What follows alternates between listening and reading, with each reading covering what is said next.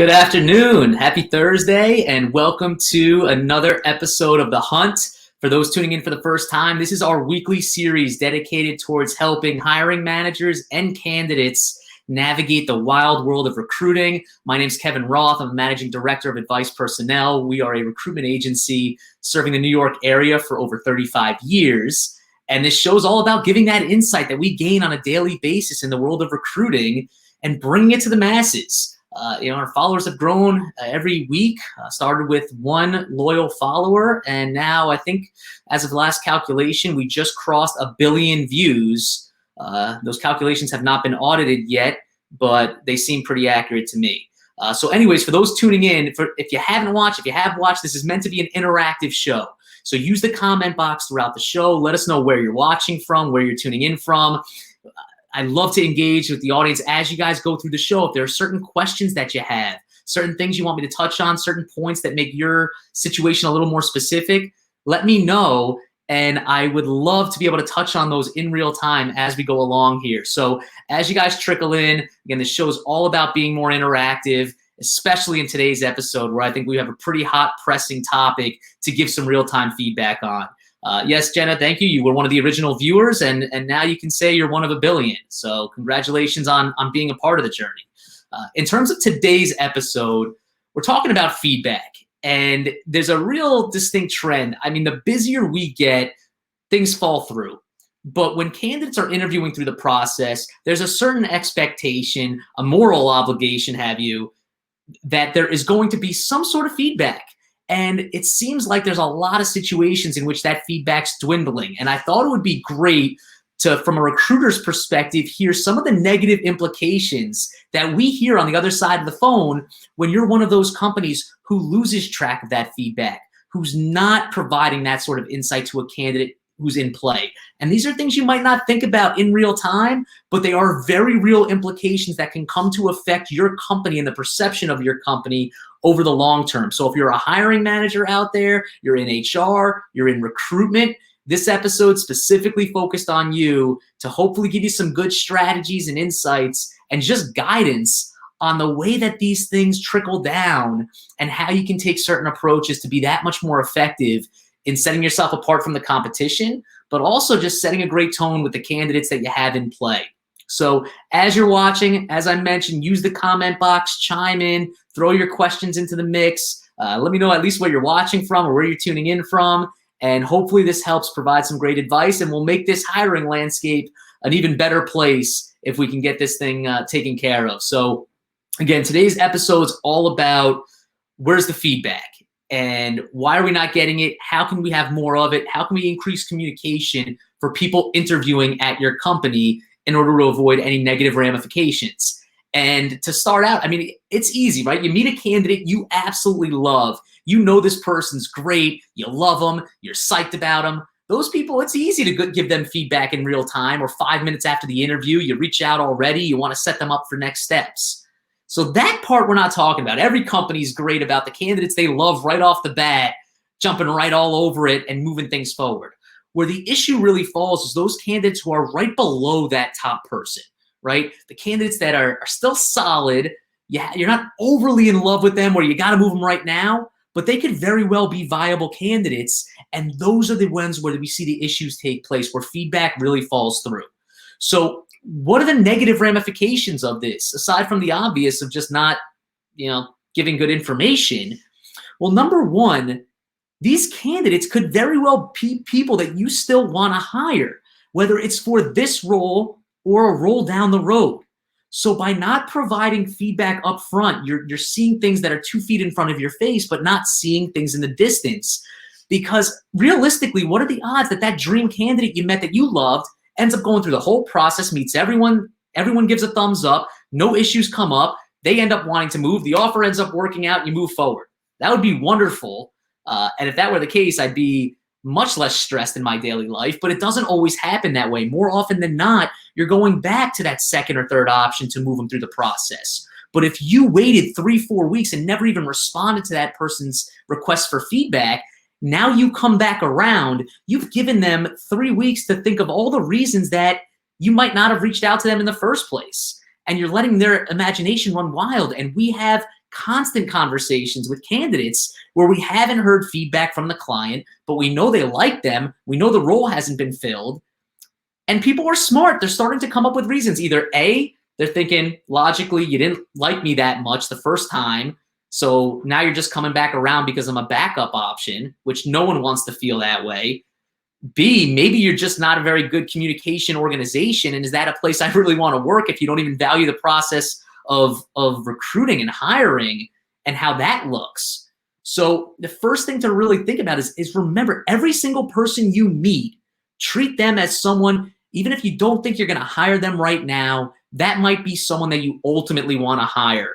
And I can't tell you how many stories you come back around and you have a client reach out to me and say, hey, is this person still available? And they're not interested because of the way they were treated the first time around, or it's a company that they remember from years ago. They never got feedback, completely went off the grid, and they just have no interest in revisiting. You never know. So be proactive, and we'll talk about some of the strategies toward the tail end of this session. Secondly, even if you're never interested in hiring the person, maybe you're watching this as a hiring manager and you're saying, listen, I meet some people, we are never hiring this person, so I really can't stop and give feedback to every single candidate. Number one, that's ridiculous, and that should never be a reason. And if you're in this field, you have to do it the right way. But let's argue that that is the case, that you're never going to hire this candidate ever. What about their network, the people they know, the friends in their circle?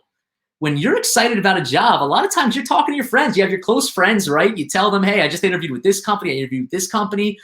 It gets around, and you've told people about this interview process. You might have colleagues that you told where you were interviewing for. When things don't go your way, and then you have no feedback, you get nothing from them, there's a certain experience there that you're going to share. And if you're a company that's looking to hire and you reach out to a candidate and they check and they say, oh, my friend Kevin interviewed for that company, let me check with him. Hey, what were your thoughts? And he says, that place was terrible. I interviewed there. They never got back to me, didn't value the process. I followed up a bunch of times. Now that perception is spreading exponentially. So again, if you're thinking about this process, don't just think of the obvious of, yeah, we love this candidate, let's get back to them, and let's hold off on getting back to the others because we don't know where we're at yet. Get back to everyone. Treat everyone as if they're someone you would ultimately hire. And if you can get into that mindset, even just a small note goes a long way. Keep that feedback rolling, and you'd be shocked by the difference it can make and the stories that it can change by just being a little more proactive. All right, so we talk about those situations and the negative ramifications, but now let's talk about the positives and how you can avoid that being the case. And again, if you have questions, if you've been through this, you haven't gotten feedback, you're on the hiring side, you don't know how you can possibly get to every single person, you don't think it's realistic, use the comment box, chime in, and I'll do my best to get to each of those questions before the end of the show. But in terms of strategies and how to approach this, coming from a recruiter's perspective who is working with people on both sides of the equation, number one, as cliche as it sounds, be honest. People can take it. People are mature. If you're interviewing other people, but you like them, let them know that's the case. Reach out. If they're following up with you or you're reaching out after a couple days, let them know. Listen, just want to follow up. The team really liked you. We are meeting a few more people. It's a critical role. We're going through our process. We probably have 4 or 5 more people to meet over the next couple weeks, and we'll get back to you. That gesture in itself is invaluable. That little time and effort it takes, you should have, if you're in recruiting or HR or you're a hiring manager, have a template saved on your computer that says that exact thing. And whenever that's the case, send that template out to everyone you're meeting with. But be honest. If there are certain areas that you guys are brainstorming, if you're thinking about going in a different direction, if you're trying to battle a few different things, if you have month-end close coming up, if you're in the accounting world, if you have a crunch time deadline, if the hiring team is traveling, if there are holidays coming up, share that information. Be honest. Some information is better than no information, because when you give no information, you're letting the imagination come up with the reasons, and who knows where that could run. So number one, be honest. Tell them how it is. Tell them what the situation is. Tell all of these candidates what's going on. And then you'll be positioning yourself in so much of a better spot. Whether you hire them or not, you're keeping things in play, and you're keeping things all in a positive context indefinitely instead of completely losing track. All right, so number one, be honest about the feedback. Number two, set a timeline, okay? Set a date of when you should realistically have an idea of next steps. This does a few things. Number one, it buys you time, so you don't have the candidate sitting there wondering what's going on. Number two, it gives you a hard date to follow up on, so you could throw something on your calendar when you could follow up with every candidate on the same time frame. It keeps you organized, especially when we all get busy. And lastly, it also gives them a date to check back in and see what's going on. So you're solving a few different factors there, but set that time frame. Let them know, listen, we liked you. We're going through the motions. We met you at the early stage of the process. We should have a better idea of where we're at by April 21st. If you don't hear from us, we'll do our best to follow up. Things get a little crazy. If you don't hear from us by April 21st, please check in and let us know. But if anything changes in the meantime, obviously we'll be in touch before then.